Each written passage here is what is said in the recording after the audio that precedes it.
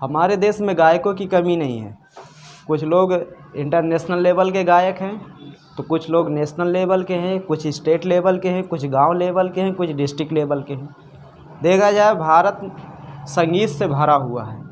तो आज हमारे बीच एक बहुत अच्छे गायक नहीं रह गए। 26 फरवरी को उनका निधन हुआ है और मुंबई में हुआ है। आप ये तस्वीर देख रहे हैं, यही है।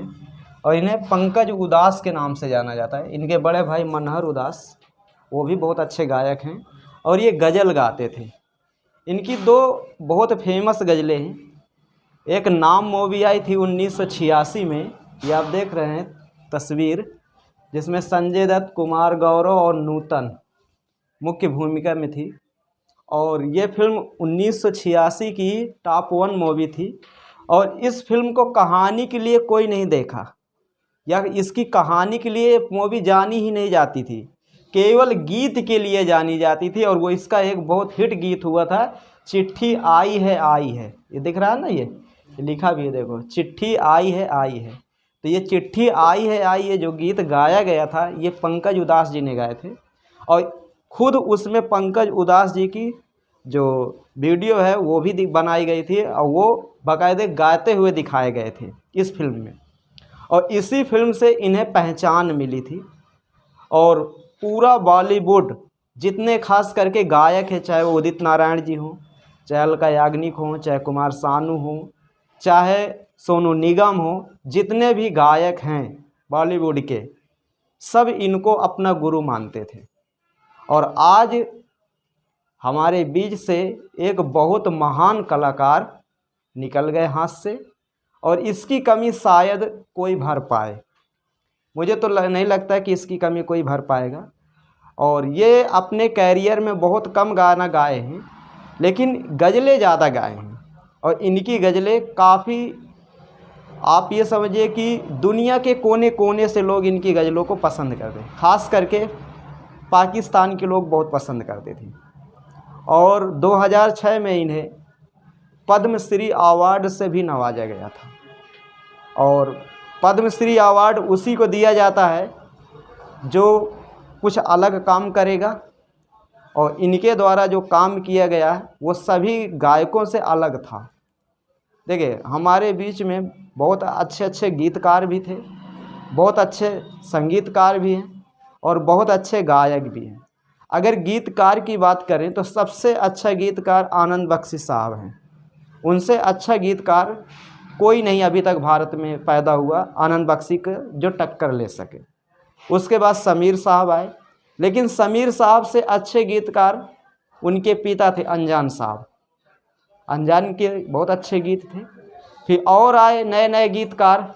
अच्छा, अब तो क्या किया गया है प्रेजेंट टाइम पे, अब तो पूरा चौपट ही कर दिया गया है। अब पता ही नहीं चलता कौन गाना कब आया और कब चला गया। लेकिन पहले के गाना सदाबहार गीत हुआ करते हैं। आज भी लोग उनको देखना पसंद करते हैं। बताया जा रहा है जब 1962 में भारत और चीन का युद्ध हुआ तो पंकज उदास साहब एक गीत गाए थे, ऐ मेरे वतन के लोगों। बाद में ये गीत लता मंगेशकर जी भी गाई थी। और उस समय एक जो इनका दर्शक था, इनको चाहने वाला था, इनसे काफ़ी ज़्यादा प्रभावित हुआ, खुश हुआ। और उस समय पंकज उदास साहब को 51 रुपये उसने पुरस्कार दिया था।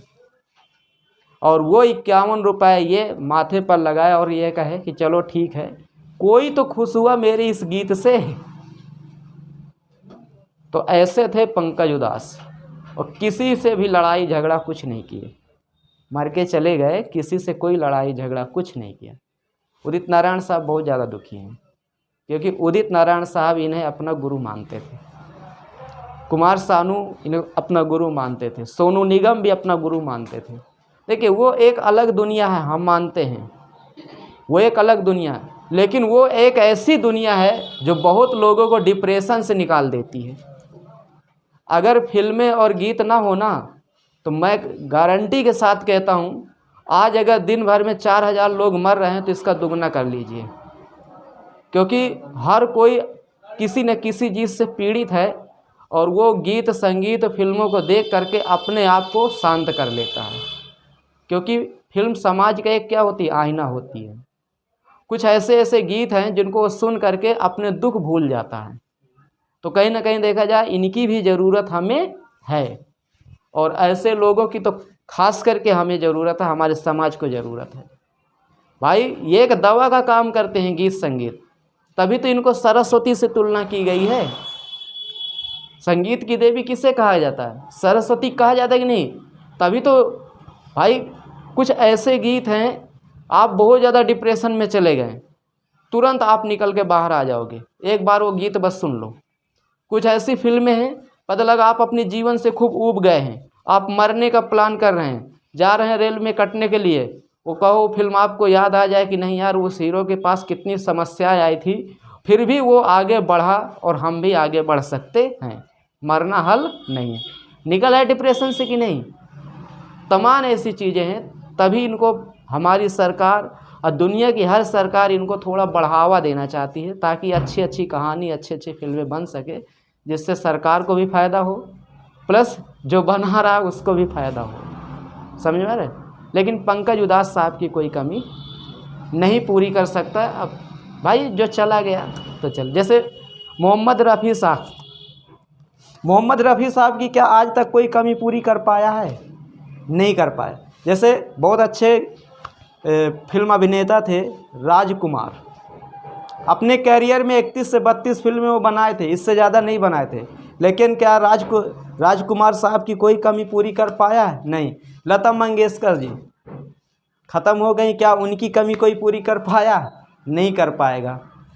तो ये भारत है, ये समझ लीजिए पूरी दुनिया में सबसे अच्छे गीत अगर कहीं के हैं तो इंडिया के हैं। हर कोई पसंद करता है भारत के गीतों को, सबसे अच्छे गीत पूरी दुनिया में भारत के ही हैं।